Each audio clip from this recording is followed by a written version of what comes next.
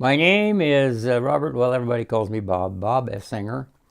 I was born and raised out around Gennaro on a farm. In fact, my dad delivered me at home. I got there before the doctor did. Grew up farming. I think the emphasis here is I was always building something.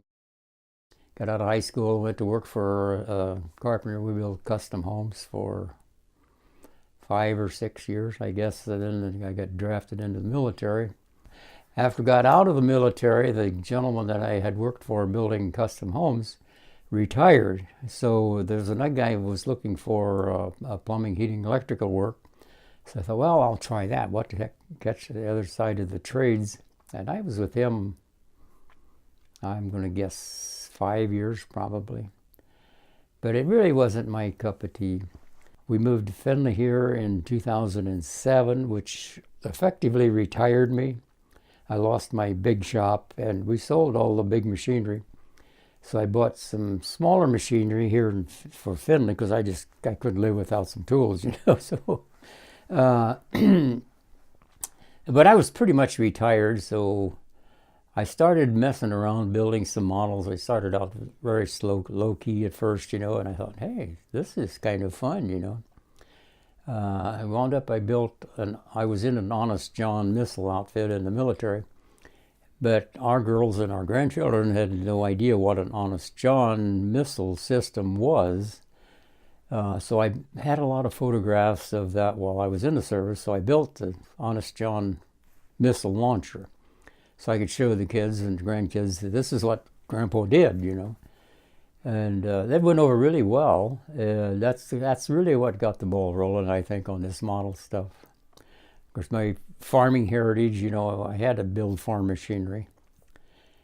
I think that was probably my initial goal, was to build a complete set of farm machinery. My rule became it had to be horse-drawn or I didn't want to build it. Although I did deviate twice off of that rule. But for the most part, I think there's around 50 in here. They're all horse-drawn, different ages. The average prototype age, I should say, is probably around 1890s to 1910, in that period.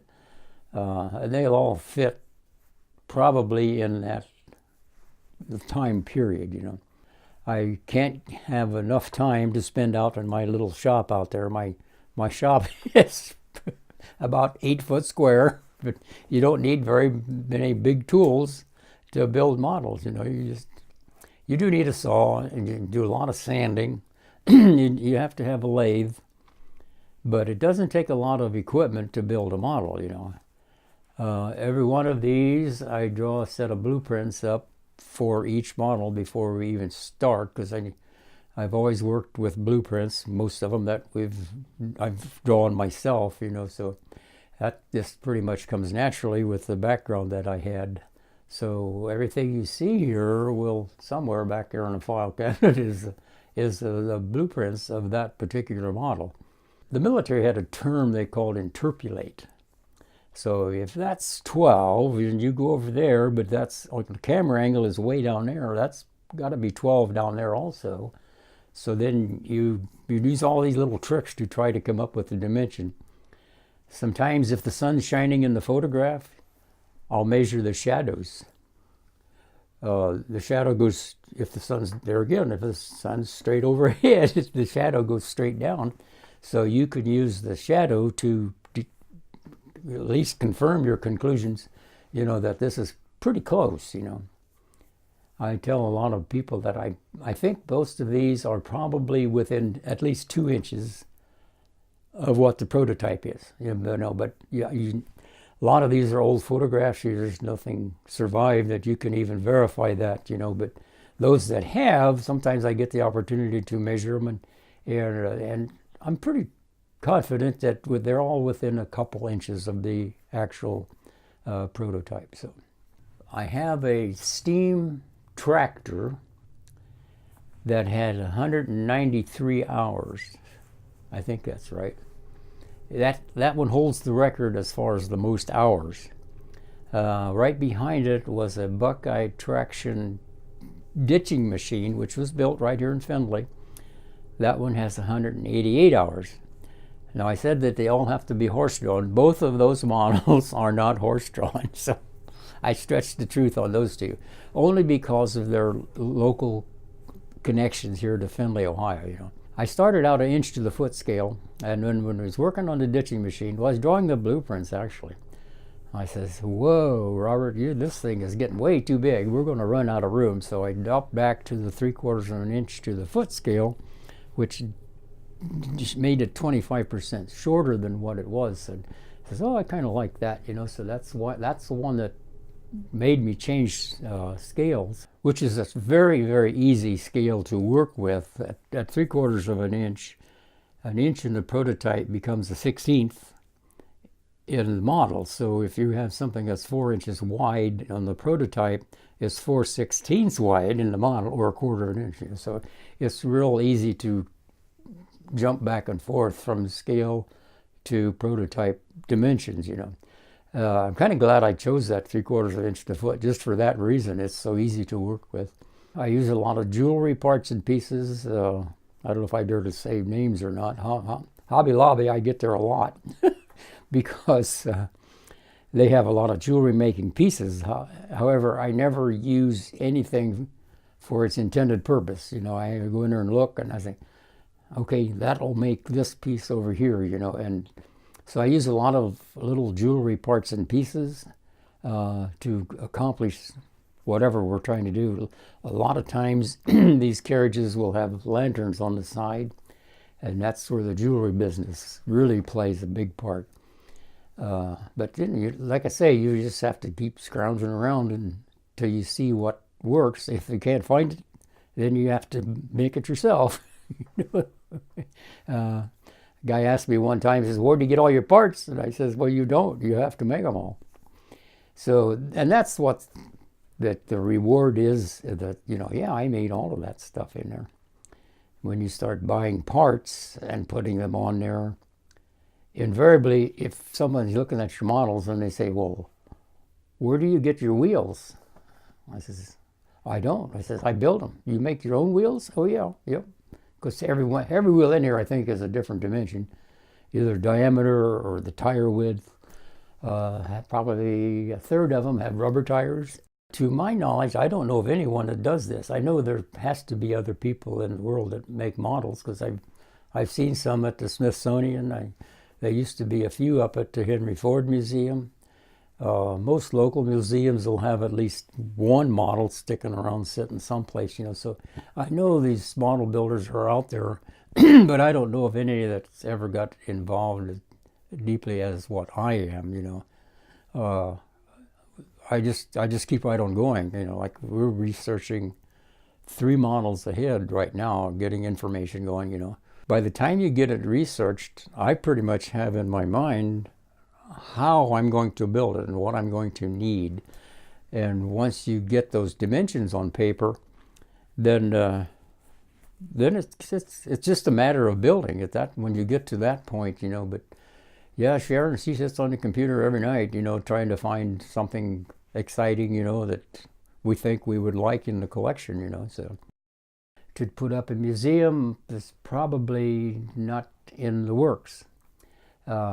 I don't know if we could rent space or whatever. We've thought about donating it to some of the other museums in the area here. Sometimes our children say, "You're not thinking big enough, Bob. You should think Henry Ford Museum, the Smithsonian." And I says, "Well, I don't know if they're that good or not, Of course, we think they are, but so I don't know what's really going to happen with them someday. My hope and wish is that they stay together as one collection. To see them divided out, then it loses something there, So I don't know where it'll wind up at. I don't think we'll be able to afford to build a museum for them. I know the local museum would like to have them. There's other places around in the area up here that I haven't even pursued it yet, to see what we might do or where they might wind up. And maybe we'll let the kids worry about that too. In the back of my mind, I always wanted to build a steam engine, built out of wood, of course. but it runs. So I found some sketches of a real steam engine. Well, those became my blueprints. I don't know if it would run or not, you know. So I really was extremely accurate in all the parts and pieces that I made for it, because I says, if this is going to run, the things have to be right, you know. And I got it, actually I started that about 3 years ago and got tired of it. And well, no, William and Kate got married over in Great Britain, and we were going to build their carriage that they rode in. Well, that was so exciting, the steam engine was put on the back burner. Well, then this fall, I thought, I'm going to finish that up. So we got it up, finished, and I was out in the shop, put it all ready to go, and we don't use steam, we use compressed air for obvious reasons, and I was out there trying to make it run, and it wiggled when I first hooked it up to the air, and I thought, might be pretty close here. So I changed the orientation of the slide valve to the piston. I had it set at 90 degrees 0, and I moved the slide valve to plus 90 degrees on the rotation of the flywheel up there. And by golly, that dumb thing sat there and started running. I was so excited. I told Sharon, get out here, Sharon. This thing's running. So, and it's an amazing story, but like I say, there's a few things around in here that aren't horse-drawn, and that's one of them, but I'll overlook that one because this silly thing sits there and runs. It's amazing. It's quite an inventory to look at, and there's people stop by periodically just to see these, you know. We had a whole Sunday school class stop one time, and there was like 9 guys, and I says, well, it's a pretty small room where we display these. I think we'll all fit in there. You know? And we did, you know. Because, you know, being all guys, some of them were carpenters. They were probably as much interested in the shop is how do we do a lot of this stuff, as much as just looking at models, you know. Depends on your background, you know. But they were really interested in the jigs that we had made to make things a little more true, more accurate. That's a lot of fun. I would be bored to death if I couldn't build my models, and hopefully that day never comes. Because I look forward to going out to the shop every day. You know, I used to go out there maybe 6 hours a day. That's kind of dwindled down to 4 hours a day now. And some days I'm not out there at all. You know, it just depends on our schedule or my wife's schedule, whatever, you know. Occasionally we got to go see the dentist and we got to go to the doctor. So it's not 100% occupies all of my time, but it's a pastime, it's a hobby. And if you don't have a hobby, retirement could be very long, I believe. But something similar, I'm not saying you have to build models, anything similar that doesn't cost a lot and and has a lot of time involved, you know. This really is fun. Could have been a better hobby for me, and it just seemed like a natural transition.